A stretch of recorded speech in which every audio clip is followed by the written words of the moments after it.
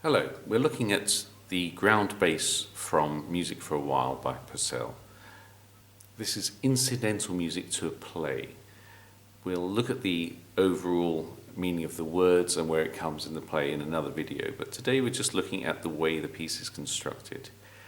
It's built around a bass line that repeats, and although the key changes in the middle, the bass line effectively carries on throughout the whole piece the same way, apart from the fact that it changes key.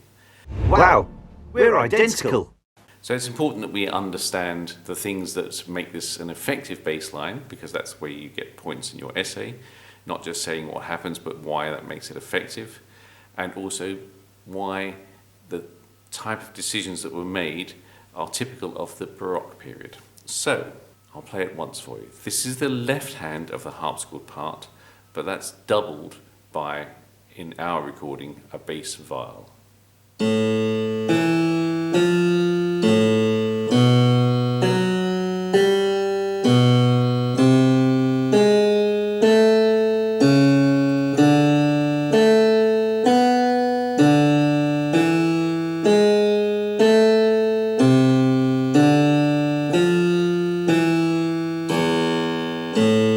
there we go again, and so on. So we have that repeating pattern. So the first thing you'll notice is the rhythm. Every note is the same note value. Throughout the piece, the left hand of the harpsichord and the bass viol just play quavers. Continuous note values, or string of quavers, or a string of semiquavers, is typical of the Baroque period. That's one of the Baroque period fingerprints, having long passages of the same note value. So that's one tick box. It is a slow tempo, and ground basses are almost always slow tempos. It's because we can take the time to explore the harmonies over the ground bass. So there are other types of pieces that use the ground bass. They are chaconnes and passacaglias, and generally they are always slow. The key we're doing this piece in is A minor. This piece does come up in other keys, but you don't need to worry about that. We are doing it in A minor. I only mention that if you happen to listen to another one on YouTube and think, hang on, it's in a different key. We're studying it in A minor. So what else is there to say about the bass line apart from the rhythm?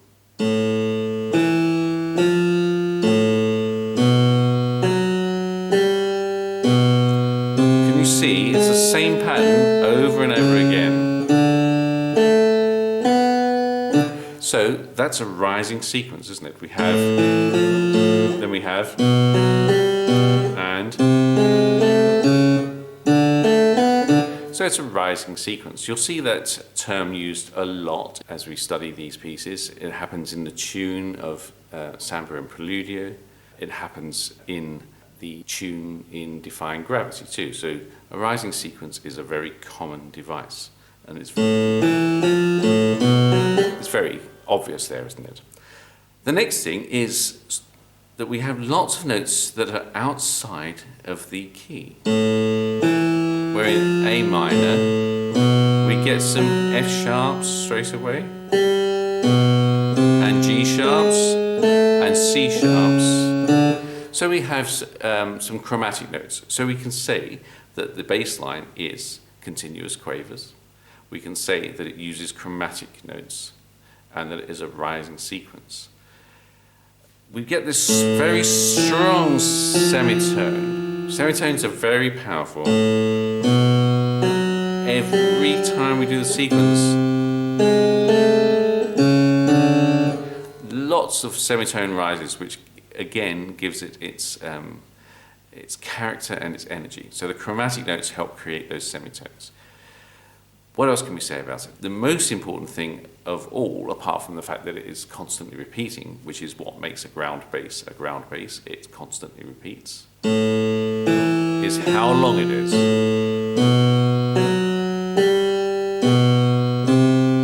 That's halfway through the second bar, beginning of the third bar,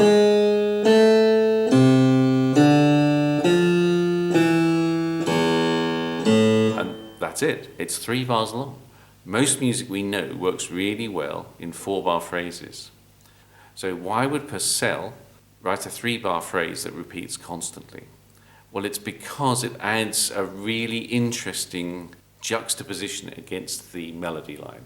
That means that the melody line will often be in 4-bar phrases, not always, but when it is, it might get out of sync with the bass line so that they're not coming to a rest in the same place as each other, and that's quite powerful. So a 3-bar ground bass will create interesting patterns against a melody line that sometimes uses 4-bar phrases. Those are the main characteristics. It's constantly repeating. That's what makes a ground bass. It's continuous quavers. That's typical of the Baroque period. It's a rising sequence. That's very powerful with upward and downward leaps, but also semitone movement. It uses chromatic notes. It's only 3 bars long, and we would expect it to be 4 bars. There's one other thing about the construction of that bass line that is really successful, and that is in the 3rd bar. This octave here is on E, which is the dominant of our key, and then takes us back to the tonic. So the end of every 3 bars is a really powerful type of cadence.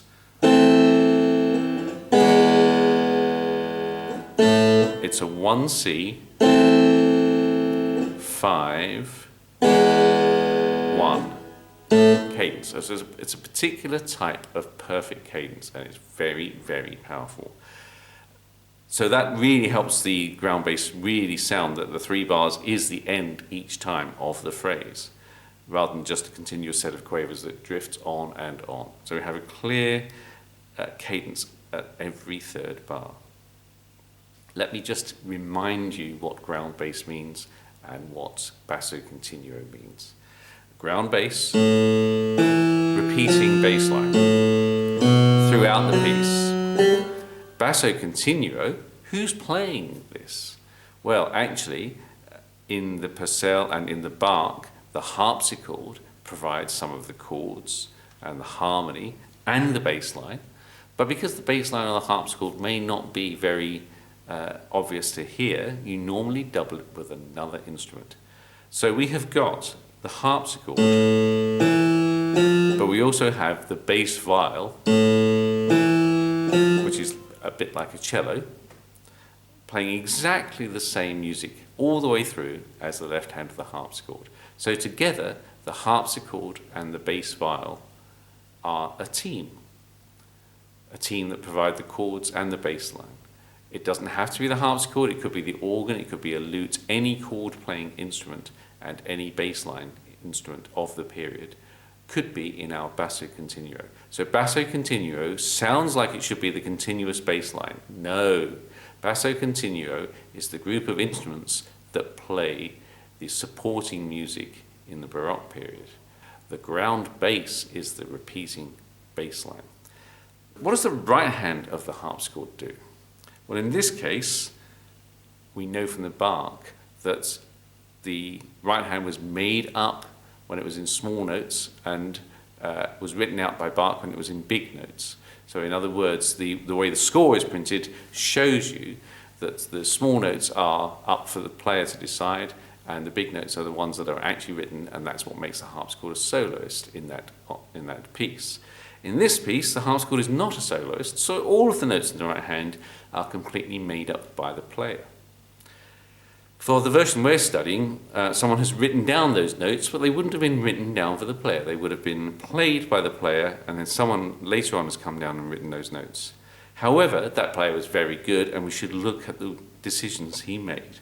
So the first thing I would like to say is it's very decorated. In the Baroque period, we'd expect that.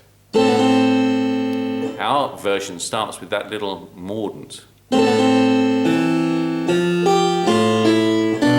Now have a look at this. We have an F sharp here, but in a second we're going to get an F natural in the right hand.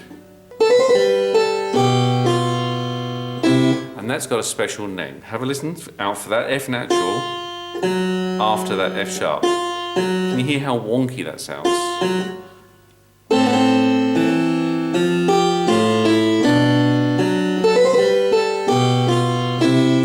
same again, G sharp, G natural.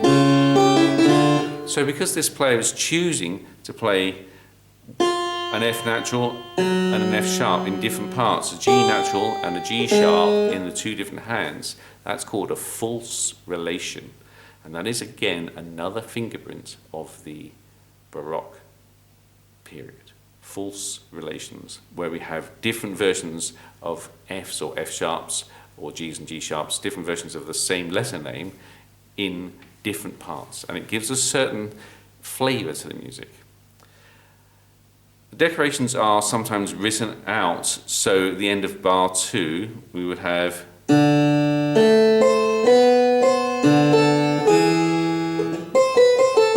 that's a decorative phrase.